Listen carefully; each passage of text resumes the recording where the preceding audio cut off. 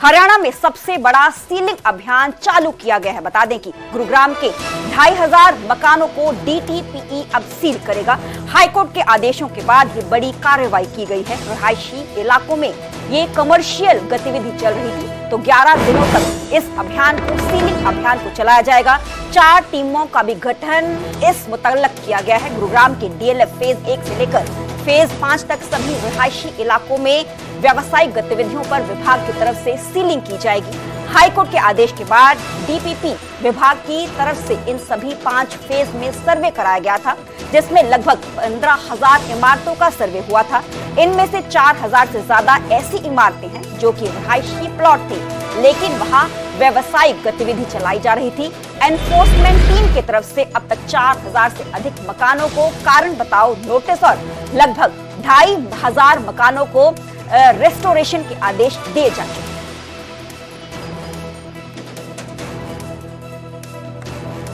तो हरियाणा में सबसे बड़ा सीलिंग अभियान शुरू किया गया है। गुरुग्राम के 2,500 मकानों को डीटीपीई सील करेगी।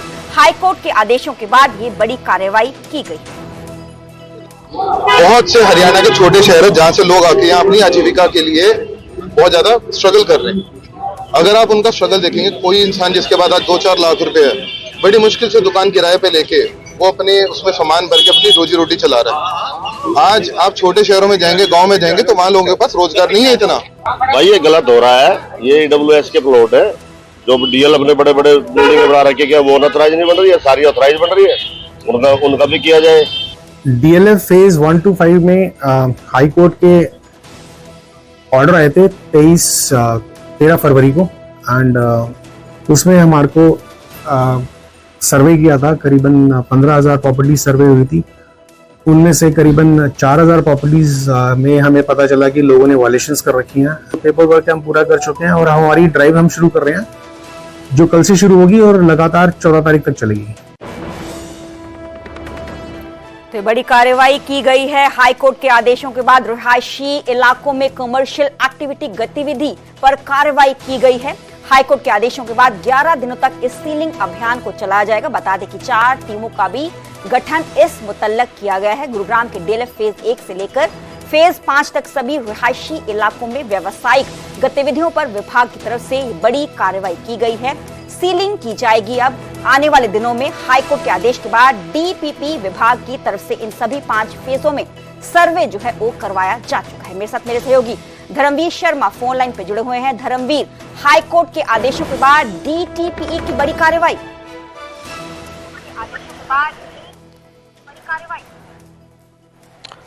बिल्कुल, देखिए हाईकोर्ट के आदेश के बाद ही ये कार्रवाई होनी है। और यहाँ पर डीटीपी जो है उन्होंने ये कल कहा था कि वो यानी कि शुक्रवार यानी कि आज सुबह 11 बजे से इस ड्राइव को शुरू करेंगे, लेकिन अभी तक ये ड्राइव शुरू नहीं हुई है।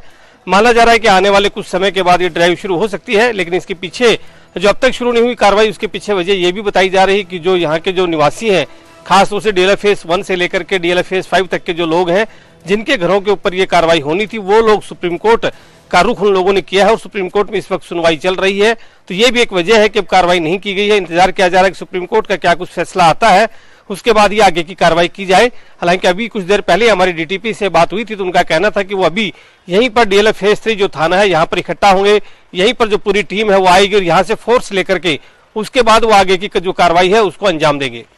जी चलो, बहुत बहुत शुक्रिया धर्मवीर हमें पूरी जानकारी देने के लिए। तो हरियाणा में सबसे बड़ा सीलिंग अभियान हाईकोर्ट के आदेशों के बाद चलाया जाएगा। हालांकि 11 बजे इस पूरी कार्रवाई की शुरुआत होनी थी, पर कुछ ही देर में ये जो पूरी कार्रवाई है इसकी जो शुरुआत है वो की जाएगी।